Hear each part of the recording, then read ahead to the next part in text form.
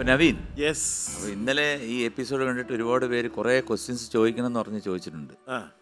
കാരണം നവീൻ ഇപ്പം ഭയങ്കര വില്ലനാണല്ലോ. അതെ. വീട്ടിൽ പറയുന്നു കോമഡിയാന്ന് പറഞ്ഞു. അപ്പോൾ എന്ത് കോമഡിയാന്ന് പറഞ്ഞപ്പോൾ അവർക്ക് പറയാൻ പറ്റാത്ത കോമഡിയാണ് പറയുന്നത് പറഞ്ഞു. അപ്പോൾ അവർക്കൊരു സംശയം, ഈ വില്ലനാണോ കോമഡിയാണോ നിങ്ങൾക്ക് ഏറ്റവും ഇഷ്ടപ്പെടുന്നത്, ഭാര്യയ്ക്ക് ഇഷ്ടപ്പെടുന്നത്, അങ്ങനെയൊക്കെ കുറേ ചോദ്യങ്ങൾ എൻ്റെ അടുത്ത് ചോദിക്കാൻ പറഞ്ഞിട്ടുണ്ട്. അപ്പം ഞാനത് ചോദിക്കാം. അപ്പോൾ ഇന്നത്തെ സെഗ്മെൻറ്റ് എന്ന് പറഞ്ഞാൽ രണ്ടെണ്ണമാണ്, സവാരി ഗിരിഗിരി, അതുപോലെ തന്നെ രാജമാണിക്യം. അടിപൊളി. നമുക്ക് സവാരി ഗിരിഗിരി കയറിയിട്ട് നമുക്ക് ചോദ്യങ്ങൾ ചോദിച്ചാലോ? അതായിരിക്കും ഏറ്റവും ബെസ്റ്റ്. അടിമനെ സവാരി ഗിരിഗിരി. അപ്പൊ സവാരി ഗിരിഗിരിയിൽ 4 ചോദ്യം, രാജമാണിക്യത്തിൽ 1 ചോദ്യം. തുടങ്ങാം. ഓക്കെ. ഹെൽപ്പ് ചെയ്യാൻ ഫാമിലി വേണ്ടേ? തീർച്ചയായിട്ടും വേണം. ഓക്കെ.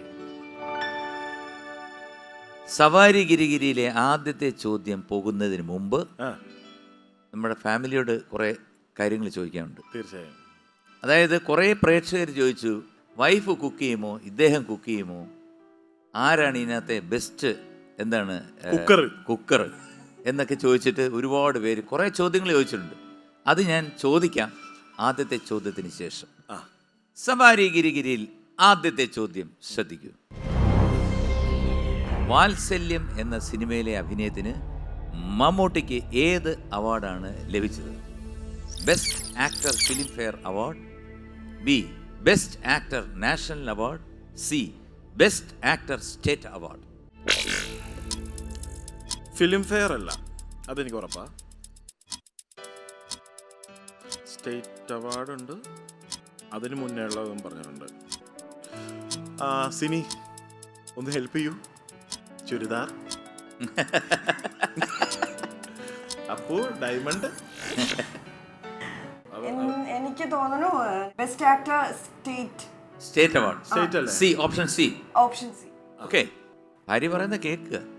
ഇത്രയും നാൾ അങ്ങനെ തന്നെ കേട്ടോണ്ടിരിക്കണം എന്ന് പറഞ്ഞ എനിക്ക് BP ഒന്നുമില്ല, ഭാര്യനെ പേടിയില്ല. അത് ഞാൻ ചോദിക്കാം. സിനി ആവേശത്തിലൊക്കെ പറയണുണ്ടോ? C best actor state award. അവിടെ കിടക്കട്ടെ, എടുത്തിട്ട് പൂട്ടി. വീണ്ടും ഈ ഭാര്യയെ പേടിയില്ല എന്ന് പറഞ്ഞു, BP അല്ല എന്ന് പറഞ്ഞു. ഭാര്യയെ ശരിക്കും പേടിയല്ലേ?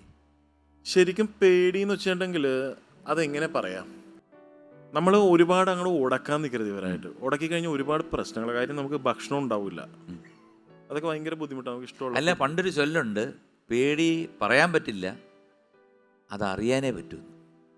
സത്യം. ചിലപ്പോൾ ഈ പറഞ്ഞ പോലെ ഭദ്രകാളി തുള്ളിയൊക്കെ അങ്ങോട്ട് ഭയങ്കര നമ്മൾ, ഞാൻ പറയില്ല, അച്ചടക്കമുള്ള ഒരു ഫാമിലി എന്ന് പറയുന്നത് ഈ പറയുന്ന പോലെ. ഇപ്പൊ ഞാൻ ഒരു കാര്യം കൂടെ ഇടയ്ക്ക് കയറി ചോദിക്കാം. ഇപ്പൊ താമസിക്കുന്ന വീട് അത് നവീന്റെ വീട്ടിലാണോ അതോ വൈഫിന്റെ വീട്ടിലാണോ? ഇല്ല, എൻ്റെ വീട്ടിലാ. അല്ലെങ്കിൽ വേറൊരു കാര്യം ചോദിക്കായിരുന്നു. അതിനൊരു മുദ്രാവാക്യമുണ്ട്. അതെന്താണ്?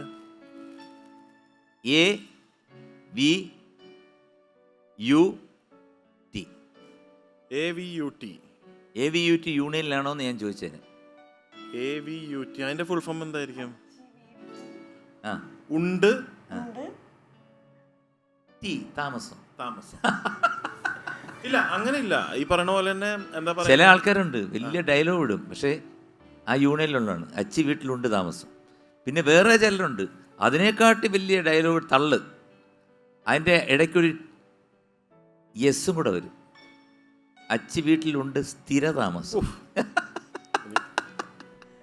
അത് ഈ പറയുന്ന പോലെ ഞാൻ പറഞ്ഞില്ലേ, നമ്മളൊരു അഡ്ജസ്റ്റ്മെന്റിലൊക്കെ അങ്ങോട്ട് പോയാൽ കുഴപ്പമില്ല. അത് നല്ലത്. ഇവര് കുറെ അങ്ങോട്ട് തുള്ളി വരുമ്പോൾ നമ്മളൊന്ന് താഴ്ന്നു കൊടുത്തു കഴിഞ്ഞാൽ കുഴപ്പമില്ല. നീ പറയുന്നത് ശരി, കറക്റ്റാണ് എന്ന് പറഞ്ഞു കൊടുത്തു കഴിഞ്ഞാൽ മക്കളെ. അപ്പോൾ ഇതൊക്കെ ശരിയാണോ മോനെ ഇവര് പറയുന്നത്? ശരിയാണോ?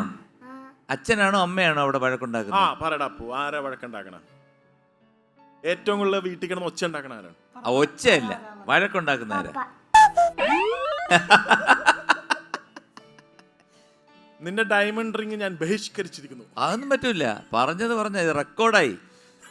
മോന് വേണേ കോടതി പോവാം. അയ്യോ, അല്ല അങ്ങനെയല്ല. കുട്ടികളെ ഈ പുള്ളിക്കാരി ഈ പറയുന്ന പോലെ രാവിലെ ഓൺലൈൻ ക്ലാസ്സും കാര്യങ്ങളൊക്കെ ആണല്ലോ. അപ്പൊ രാവിലെ തൊട്ട് നമുക്ക് അതിന്റെ സ്ട്രെയിനും കാര്യങ്ങളൊക്കെ അറിയാം.